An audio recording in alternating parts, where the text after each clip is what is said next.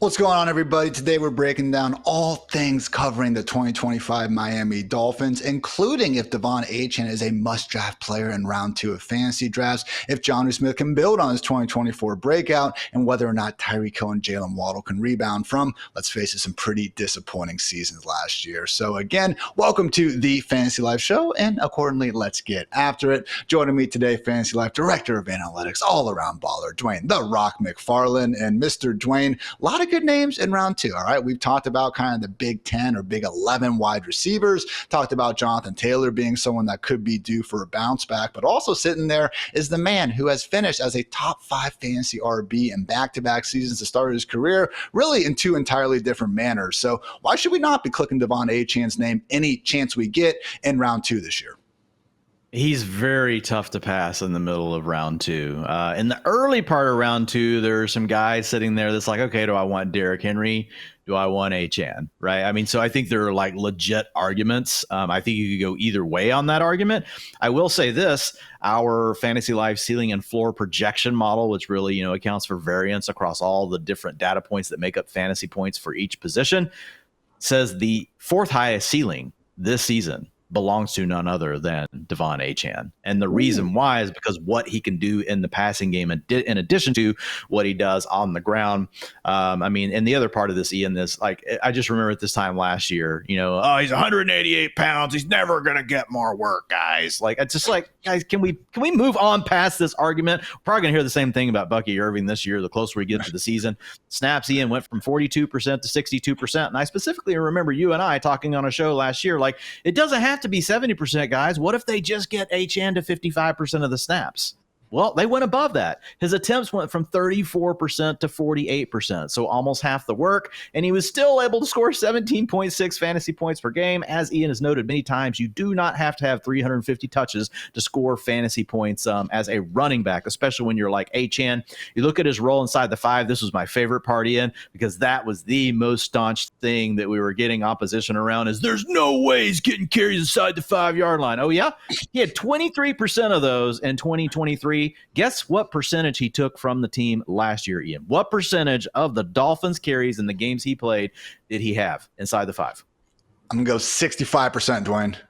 70%, Ian. You're too low. You need to do your homework. 70% went to this 188-pound player that can never get carries inside the 5-yard line.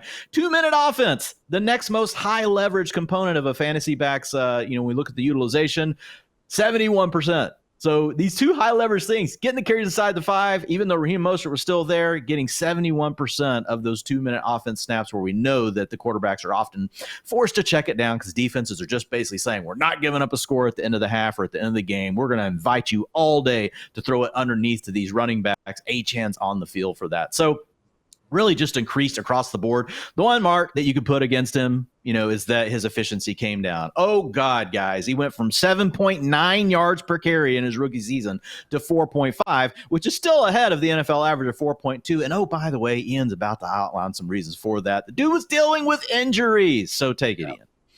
Again, had the high ankle sprain at the end of week 1. Also an early season concussion. I know we all remember, I think it was that Thursday night game, might have been as early as week 2, where we didn't know if Achane was going to play. Got that thumbs up from him as he went ahead and did what he did, which was produce RB1 numbers. Overall last year, only Jahmyr Gibbs actually had a higher percentage of his games finished with a top 12 performance. So, yeah, man, look, it was rough for the first 5 weeks of the season, all right? We had Tua leave action as well. This was a bad offense, and accordingly, we saw Achane only averaging 3.3 yards per carry. The yak was bad. He wasn't forcing many missed tackles. After that week 6 bye, though, we saw Achane come back out, go out 4.9 yards per carry, Dwayne, 13th in yards after contact, also improved the missed tackles forced numbers. So again, we got that happy medium where, yeah, clearly Achane is still explosive, but we also saw him stay healthy enough to play 17 games. I know he had to leave early with the concussion once, but okay, fine, take away 1 game. And also the pass down upside. And we talk a lot about the difference between a running back just being, good enough to catch the checkdowns and maybe a couple screens here and there. Achane might actually be in that Christian McCaffrey, Austin Eckler sphere of things where he can actually be, the nucleus of your entire passing game if you want him to. Led all running backs in PPR points from receiving production, and Dwayne led all running backs and receptions from the slot or out wide. To me, that is the factor that makes me so confident in Achane continuing to rip off RB1 production this year and probably far into the future because, okay, we have Jalen Wright, we have Ollie Gordon. Look, even without Raheem Mostert there, I don't think Mike McDaniel wants to go ahead and load up 275, 300 carries for Achane. But given what we know about how talented he is as a receiver, again, we saw Austin Eckler be the most valuable running back in fantasy for years, getting around 200 carries and pushing for 100 plus targets. I think Achane could honestly, in a best case scenario, be a more explosive version of that. Yeah, I mean, what if we get the role that we got last year that doesn't even need any expanding, to be honest? Like the role could grow, guys. He's good enough that the role could grow. But let's say the role doesn't grow. To your point, I agree with you that, like, hey, let's not completely load up this player. But if he stayed in the range he was at and just picked up some of the efficiency that we saw from the year before, they did make 2 offensive line upgrades this offseason. So I think the Dolphins did realize that, hey, we've lost some of the element of our run game. And notice they went after the 2 guards. They like to do a lot of this pulling stuff, these power tosses, quick tosses. That's all part of their game, trying to get Achane to the perimeter. So imagine a healthy Achane with a little bit better offensive line and getting the workload that he got last year, Ian. That could be the running back 1 overall in fantasy. In fact, I think his closest comp is Jahmyr Gibbs. I think if we're looking at round 1 and the guys you're getting, it's Jahmyr Gibbs. And we've all seen what Jahmyr Gibbs has done whenever he's been fed the rock. Jahmyr Gibbs, another player that folks are like, hey, let's not load him up all the way. We got David Montgomery, 190 pounds. Achane's right there in that same range. So very, very similar players, yet you're getting him in round 2. Yeah, we like the Lions more than we like the Dolphins, but are we so sure? Why are people so quick to denounce the Dolphins as being this offense that's suddenly dead? I don't get it. I get it. I know we're going to talk about Tyreek Hill, the receivers, here in just a minute, but I think people are just being a bit premature with calling this Dolphins offense as something that you want to, potentially fade this year in fantasy football. We still have Mike McDaniel, who we love. Yes, does he have to find a counterpunch to some of the things that that defenses are doing to his offense? Sure, he does. But I'm pretty confident that, like, this is a guy that if I'm going to put my chip on, like, I like him as a coordinator to be able to figure out some of these things. So I think Achane is an absolute smash in the middle of round 2. And honestly, like, if we're looking at all the wide receivers that he's going around, and I know that there are some names there that you have to potentially, I mean, there's some good players. There's Ladd McConkey, there's A.J. Brown, you got the tight ends and Brock Bowers. But is there really, if all those players were to run as pure as they could, Ian, is there really one that has a higher ceiling than Achane? I don't think there is. I think so. Achane has, if he runs pure, man, and I mean pure would be, they give him 55, 60% of the carries instead of 48, has the same role in the passing game as last year, and the Dolphins offense just gets to play with Tua all year instead of having to deal with a backup. Like, that's a major factor that we dismiss. I get it. There's the issue with the concussions, and it could happen again this year. Some of that's probably baked into why it goes a little bit lower, but man, the ceiling is just sky high for Achane. Achane is my 10th ranked player overall. That is the highest of any fantasy life ranker. And he's honestly my 6th highest drafted running back overall, which is really hard to do when you got to get the guy in round 2. Okay. All that said, Dwayne, Achane is not my most drafted running back on the Dolphins this offseason. That actually goes to Jaylen Wright, who in my opinion is one of the late round gems that we should be looking to target. And honestly, even if you already have Achane on your roster, I don't mind, potentially trying to find the 1B who, scored freaking 18, 20 touchdowns 2 years ago, obviously in the form of Raheem Mostert in that case. So with Jaylen Wright, again, presumably taking over that 1B role from Mostert, who now joined the Las Vegas Raiders. Yes, we do have 6th round rookie Ollie Gordon, who had a fantastic 2023 season at Oklahoma State. Yes, Alexander Madison still has a pulse, and he is also now on this roster as well. But with Jaylen Wright, Dwayne, I mean, look, Dolphins obviously took him with that, future. I think they traded a 3rd round pick to get up and take him last year for a reason. And it's a situation where, didn't blow everyone away last year, but Achane stayed healthy. Mostert stayed moderately healthy. And if you do peel back the curtain a little bit, Wright had the best advanced numbers of any running back on the Dolphins last year with his limited touches. So again, would have been cooler if we saw a bit better run out for him as a rookie, but given the line of moves throughout free agency and with the draft, I do think everything points to Wright being that number 2, even not talking about Achane missing potential time due to an injury or winning the lottery or whatever. I think there's a multitude of ways for Wright to pay off as somebody's not even going inside the top 55 players of the position. Yeah, I love him. Right now, I've done 28 drafts, not quite as many as you. I've got Jaylen Wright on 25% of my teams. He's my second most drafted running back. So I love Jaylen Wright. I think everything you said is true. There's a path to him getting 30 to 35% of the work and being such an explosive player that he could give you spike weeks, especially in best ball. But man, the contingent upside is massive. If something did happen with HN, as we always say, knock on wood, we never want it to happen. But Wright is the stylistic running back that really McDaniel loves. And he does all those little things we talked about with HN, just tries to get that speed to the edge of the play using those quick toss plays, some of those power plays where you get him behind some of those guards and just let him make that one cut, man, and then just off to the races. So really do love the fit for Jaylen Wright and what Mike McDaniel likes to do. So I do agree with you. He is one of my favorite late round running back targets. And guys, can't stress enough, especially once we get into redraft season, when you have those late round picks, we're talking about 70 wide receivers already being gone, 20 tight ends, 25 quarterbacks. Give me running backs like Jaylen Wright, Rico Dowdle, and Will Shipley as well with the Eagles. Give me the guys one injury away from being on the cover of every waiver wire article, and you just get the smirk because they're already sitting there on your bench. So good stuff in the backfield. Still have plenty more to talk about in this passing game, though. First, though, a quick word to our friends over at Bud Light.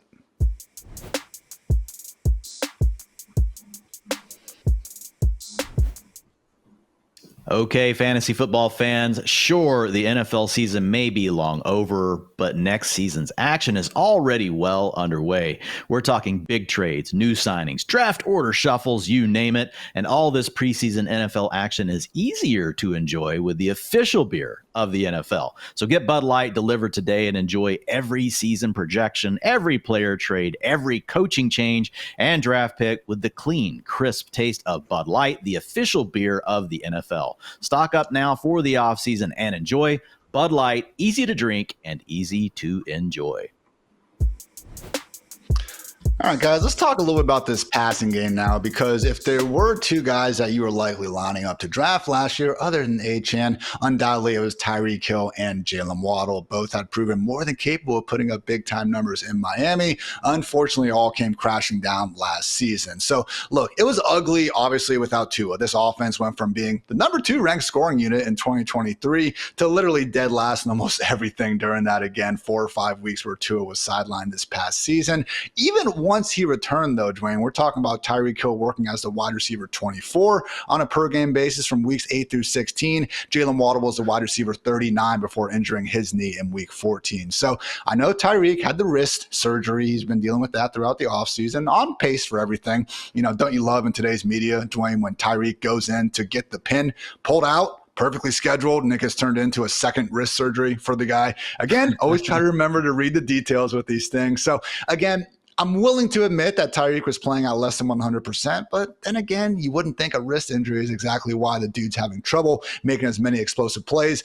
With Waddle, it's almost tougher to figure out because we didn't have the knee injury until later in the year. And as a younger player, you would have expected more from him, even in a less than ideal situation. So with Tyreek and Waddle, Dwain, again, plenty of ears that say they're still very great producers. Are you buying the dip here after what was a very disappointing 2024?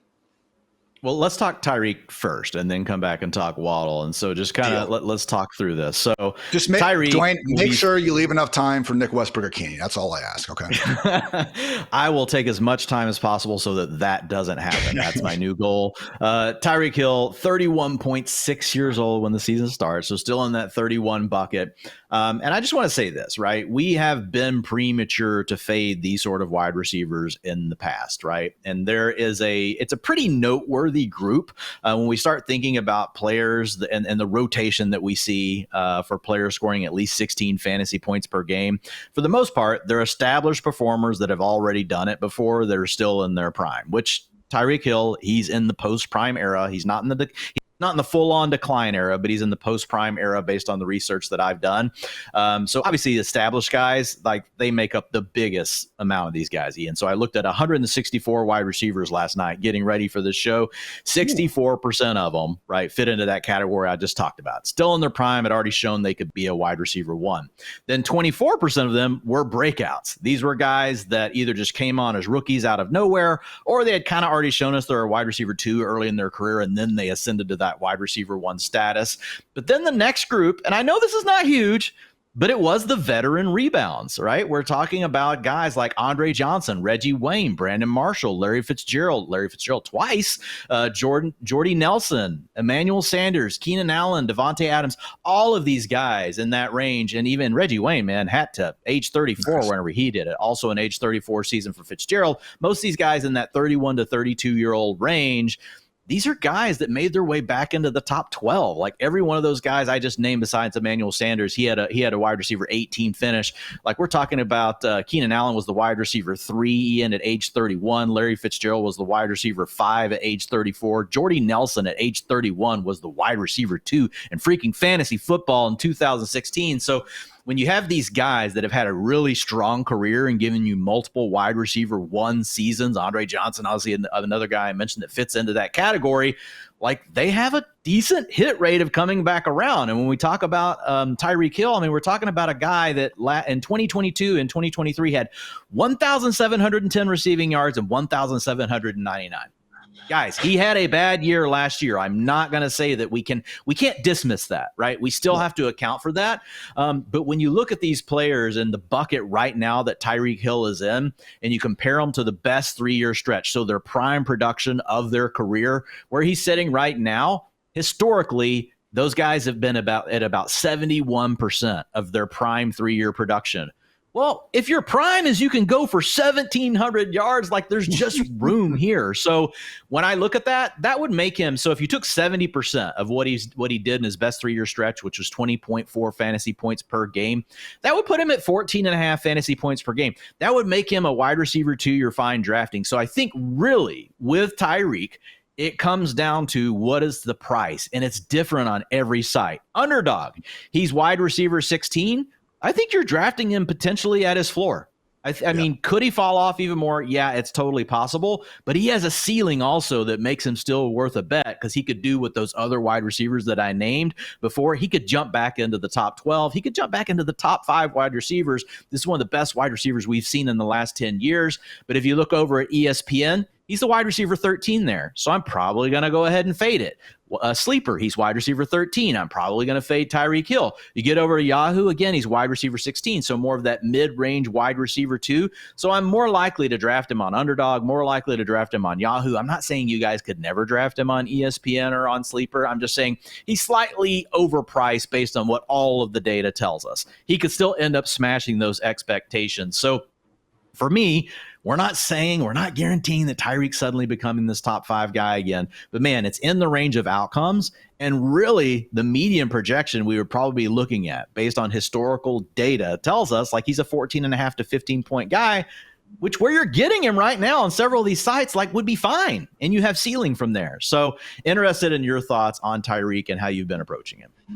I think your point where sometimes we're too quick to say like, oh, this guy's declining, which is true. But man, when you're literally the wide receiver 1 in the NFL, you can decline a little bit and still be a useful fantasy player. So when we do look at things that, again, are trying to just quantify what we're actually getting from Tyreek on the field, I mean, ESPN's open rates, I do think directionally do a good job of measuring separation ability. Tyreek was still ranked 8th last year, right there with Zay Flowers, right there, you know, ahead of guys like Chris Olave, CeeDee Lamb, Devontae Adams, Lab McConkey's of the world. So that was going well for him. I mentioned, you know, again, wasn't great once Tua was back under center, but we still were getting wide receiver 2 numbers out there. And then when we see the guy out here in the offseason, man, running a 10-1 500-meter dash, like even if he has lost a step, I don't know about you, man, but sure looked like he had more than a step or 2 on the rest of the NFL during the earlier years of his career. Still think he's more than capable of running past dudes. So we both have him ranked as our wide receiver 12. You mentioned it over our Underdog when he's going as wide receiver 16. That is an absolute smash and someone I've been willing to get behind more times than not. But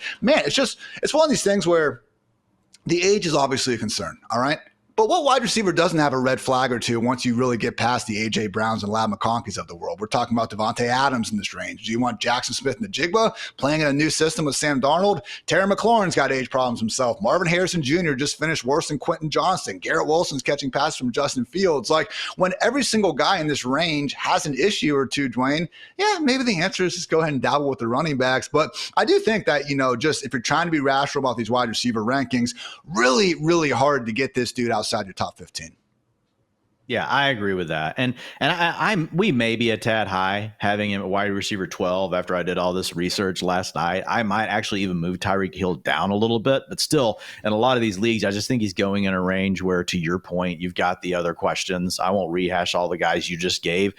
But if Tyreek Hill did suddenly catch lightning in a bottle, which we've already talked about guys that have done that at his age, like, he could be a wide receiver 3 overall in fantasy football this year. It's still really in the range of his outcomes, all right? And it's not one where we got to make a super stretch to say it's going to happen. We're not saying it's the most likely scenario for Tyreek Hill, but it's a realistic ceiling for Tyreek Hill. And I think you're basically getting him at his floor, because I don't really think Tyreek Hill suddenly turns into a 7 fantasy point per game player that you're just like, oh my God, like this is just killing me. I think you're going to at least get the fantasy points per game that you would expect for where you're taking Tyreek Hill. The question is, can he regain that form and give you that smash season? And I do think that it is on the table.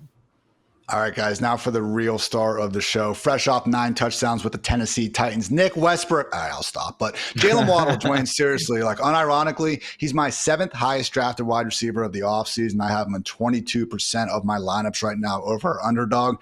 I'm buying because, again, we have a situation where we've seen him alongside Tyreek put up legit upside wide receiver 2 numbers. The comp groups of what he's accomplished this young in his NFL career, borderline erotic for fantasy purposes. And, okay, if you are fading Tyreek Hill, I'm not so sure it's just going to be the Achane Jonnu Smith show again. Jaylen Waddle, too good to go another season where, again, he's not putting up these big-time numbers. So the fact that we can get him here as a mid-tier wide receiver 3, I feel like that even more so than Tyreek is being priced at his floor, and he's someone in that range I've been happily to draft more times than not.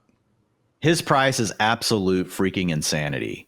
He is my 4th most drafted wide receiver. He's my most drafted wide receiver that you got to take in the first 5 rounds. I've got him on 28% of the 29 teams that I've drafted. So I got to get my numbers up. In lockstep. I'm in lockstep with you, man, on Jaylen Waddle. I mean, he's going to be 26.8 years old, almost 27 when the year starts. But look, he had a bad 2024. It happens, guys. You can have an outlier bad season just like you can have an outlier spike season. To Ian's point, though, what we really need to lean into here is the multiple years of data that we have on this guy. So his points per game in fantasy from 2021 to 2024, 15.5. That's as a rookie. Guys, he was the wide receiver 13 as a rookie. Then he scores 15.4 fantasy points per game with the addition of an alpha beast named Tyreek Hill joining his team. And he still finishes as the 12th wide receiver in fantasy football on a points per game basis. Drops off a little bit in the 3rd year at 14.2 fantasy points per game. He ranked number 21 that year. And then last year had a bad year. 9.7, and he is a guy that also did battle injuries. He was on the injury report quite a bit, did play through those things. And you could make an argument with Waddle that that's kind of the case every year, like what we talk about with T. Higgins. And I can't really argue against you. He does pop up on the injury report quite a bit. So there could be some injury report fatigue with how he's falling a little bit in drafts. But man, yards per route run, which is something we use to really look at talent, 1.75 as a rookie, goes to 2.63 with Tyreek Hill on the team, 2.59. Last year, 1.54. Okay, targets per route run, 24%, 22%, 27%. Bad year last year, 17%. So we want to bet on this type of profile, guys, which obviously I'm doing right now in my drafts. Ian's doing it right now in his drafts. One, he's proven. He fits the established bucket. So when we talk about the guys most likely to finish in the top 12 wide receivers, he's in the group that actually represents the largest portion of what wide receiver 1s look like, because he's already done it and he's still in his prime. So then you also look at the fact that he held up with the addition of Tyreek Hill. Once he arrived on the team, he withstood that alpha pressure. And then there's the contingent upside that you kind of mentioned, Ian, that if you're not drafting Tyreek Hill, I'll say this, you should be drafting even more Jaylen Waddle. If you're just out on Tyreek Hill, you should be all the freak in on Jaylen Waddle, because if we think that Tyreek Hill is hitting a cliff, Jaylen Waddle is the best bet, might be the best bet right now on the board as a wide receiver. So here's the path to failure. The path to failure for Jaylen Waddle would be, still plays with some of these injuries. Tyreek Hill's not washed. He turns back into the wide receiver 3 overall, and Jonnu Smith's role doesn't go away. Now you got 3 people you're having to feed in the offense, which is partially what happened to him last year. It went from being 2 consolidated around 2 players to really spreading out across 4 once we include Achane with Jonnu Smith. So I'm not saying that there's a 0% chance of failure here for Jaylen Waddle, but man, players in their prime that have performed the way he has, not just in fantasy points, but all the underlying stuff that lines up, and then suddenly they just have a bad year out of nowhere. Historically, they are typically good bounce back candidates. So I'm with you, Ian. I want to be in. So here are your ADP guys. Underdog, wide receiver 31, smash. You're taking it all day. We don't even have to rank Jaylen Waddle that high, honestly, in our fantasy life ranks. I think I'm 27 and everybody else is 29 to tell you should be drafting him on underdog. ESPN, he's wide receiver 29, so right in line with our rankers. Sleeper, 1 spot ahead, wide receiver 28. Yahoo, Matt Hartman, what's going on over here? Wide receiver 35, like that's a smash for Jaylen Waddle. So he's buyable. He's buyable. He's draftable on all of these formats, but especially on Yahoo and on Underdog right now. Mention one potential path to Waddle not breaking out would be the continued ascension of Jonnu Smith. So let's go ahead and talk about that breakout tight end right after a quick word from our friends over at Bud Light. Hey, you know you're not actually allowed to drink in a beer commercial? Since when? You gotta wait till it's done. Oh, 5, 4, 3, 2, 1. The reigning tight end 5 in PPR points per game really made us eat some of our not so kind words to Mr. Arthur Smith back when he was splitting up reps all too evenly between Jonnu and Kyle Pitts. But yeah, man, he was fantastic last year. Pick any advanced stat you want. There's a good chance you're going to see Jonnu right there in the top 6 or so. That said, Dwain, we did see the ascension come more so second half of the year. It was a bit of a broken offense. I do get some Tyler Higbee sort of vibes. Okay. Now I think Jonnu has flashed better after the catch ability throughout his career. We were in on him more so as a prospect than we ever were with Higbee, back in the Titans days and everything. But there were those Rams years where we had, again, a great offensive mind in Sean McVay. Basically, just at a certain point, be like, all right, it's working with this guy. Let's just kind of end this season and we'll kind of refocus up next year. So that's where I'm kind of at. And I do think that Jonnu, when he's going as the tight end 6 or so in drafts, that's a little bit steep for me because for me, Jonnu, David Njoku, who's finished as a top 5 tight end each of the past 2 years, that's a coin flip. Njoku's going much later. Evan Ingram, Mark Andrews. All these guys are cheaper than Jonnu, and I'm not convinced that should be the case. So I'm not out if Jonnu does kind of level off with that ADP and just isn't much of a difference from those guys, but not someone I'm going out of my way for. What say you? Yeah, I mean, interestingly enough, Jonnu is one of the biggest fallers, and I think some of it's due to the holdout stuff. He's dropped like 17 picks over the last couple of weeks on Underdog. So I have been clicking on his name, kind of trying to, but we talk about buying the news cycles when these guys fall, like go ahead and getting in on it, because if Jonnu suddenly signs, he's going to climb back up the ranks. And to your point, at that point, once he's back up, like in that tight end 8-9 range, it does make it a little bit tougher with Jonnu. And kind of the way I'm playing it, Ian, is like if I'm in on Tyreek Hill and I'm in on Jaylen Waddle, like I'm not trying to triple stack that team with Jonnu. I'm just kind of like out because I think it's going to be tough for all 3 of them. Now, it doesn't always have to work out that way. It could be something where it's, 1 week it's Jonnu, for 2 weeks it's Tyreek, 2 weeks it's Jaylen Waddle, 1 week it's Jonnu. And in best ball, you don't have to pick, so it works out. But it's a little bit tougher for me in managed leagues once you start thinking about Jonnu and having to start him. Having said all of that, like the guy, I mean, he's going to be 30 years old. Or he's nearing 30 years old, and he's really good at the thing they asked him to do, which is defenses were trying to take away Jaylen Waddle and Tyreek Hill, who are both dealing with injuries a little bit further down the field, and they just decided, man, Jonnu's a good run after the catch player, actually one of the best tight ends in the league when it comes to yak. We've seen it multiple years of his career. They just started feeding him and Achane. They're like, all right, we're just going to take what the defense is giving us. But the other part of that was the offensive line and how quick they were seeing pressure on their dropbacks. I mentioned earlier they did add a guard through free agency. They also spent a second-round pick on a new guard. So the Dolphins are trying to address the players on the front of their line. We'll see how much of a difference that can make for them. But if the offensive line can be a little bit more improved, that would also be something that potentially hurts Jonnu. If Tua's got to beat more, you would like to think that he's going to be thinking more Tyreek Hill, thinking more big plays to Jaylen Waddle than he would to Jonnu Smith. So I am with you after we originally talked about it on our tight end episode a week or two ago. and just really rethinking through Jonnu, I had moved him down a little bit down the ranks. And then there's just enough here, with the fact that, he could get traded to another team, that I think that's making other drafters also push him further. So having said all that, I'm buying the news cycle. I've been getting my exposure, like I said, to Jonnu right now. But I think if we get Jaylen Waddle and we do get Tyreek Hill back on schedule, it's going to be really tough for Mr. Jonnu Smith to perform like he did last year in fantasy. Of course, getting those wide receivers back on schedule and perhaps behind an improved offensive line would mean good things for Tua Tagovailoa, who, yes, everyone has had quite the history with scary concussions. Those are not good. Please, Tua, take care of yourself. Hopefully injury guys just help you out too. Obviously not all on him.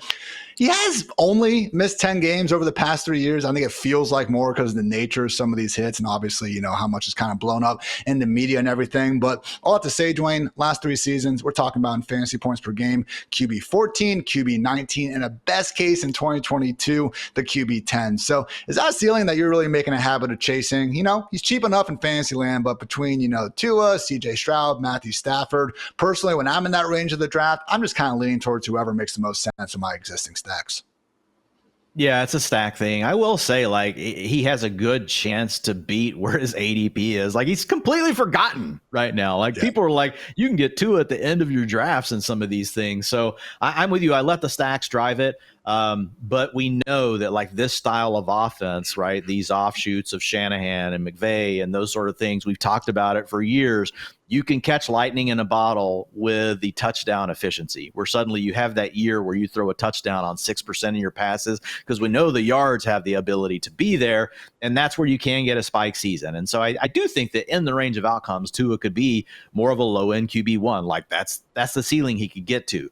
But when we look at what he does as a rusher, that's really what kills him, Ian. And, I put up an article a couple weeks ago. It's out there on fantasylife.com. It's free. It's basically, hey, what's the recipe to upside whenever we talk about blending passing game and rushing together when we think about these quarterbacks? And the challenge for Tua, and part of this comes back to the concussions, they don't want him running.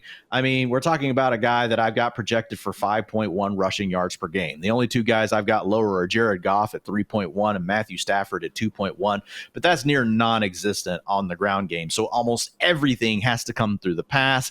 That just makes it more narrow. So when we look at the ceiling points and our ceiling and floor logic over at fantasylife.com, right now, Tua comes in as the QB 25 for ceiling. Could he outperform ADP, guys?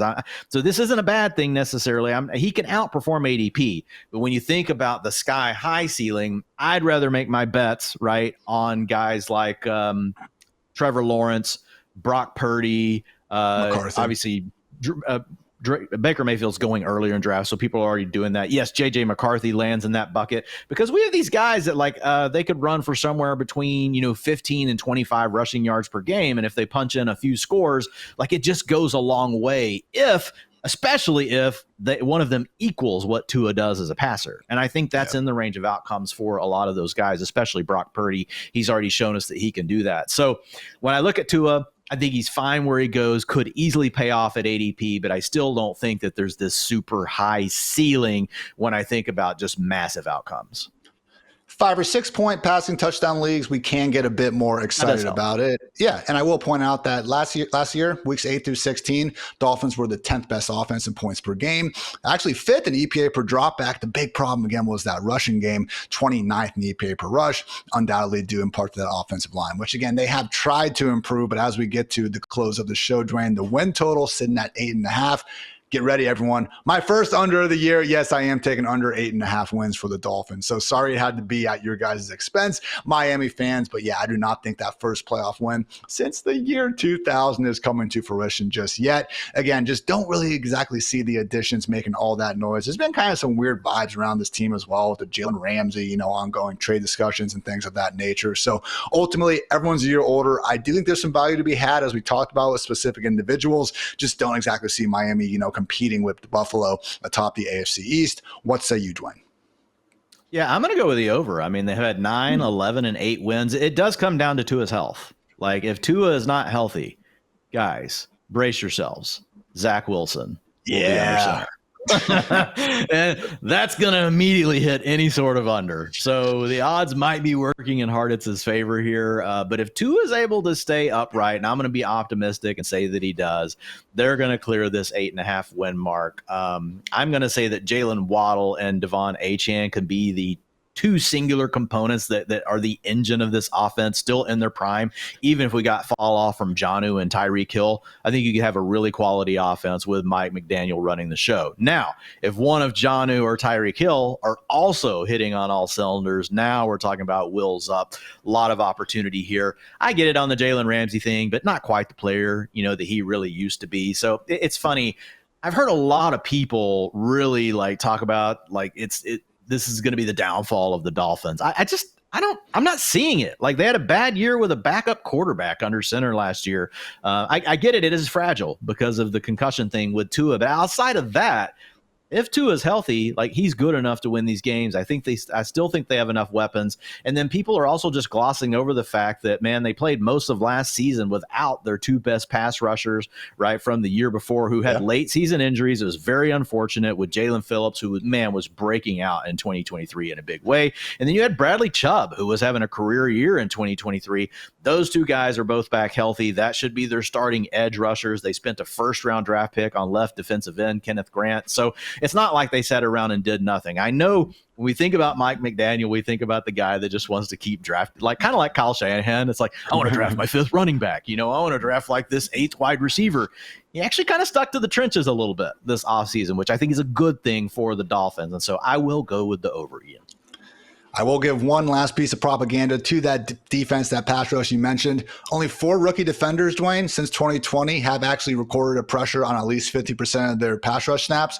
Micah Parsons, Will Anderson, Jared Verse, and Chop Robinson. Really nice rookie year here from that speed rusher. So chop it up. We'll see what happens for the Dolphins in 2025, and we'll see what happens with the rest of our days. I hope you guys make them some good ones. So with the Dolphins, guys, moving on to the rest of the AFC East next. We appreciate you keeping up with us along the way. And for Dwayne, for producer Matt, for producer Kelsey, I'm Ian. Thanks again for tuning into the Fantasy Life Show. And until next time, take care, everybody.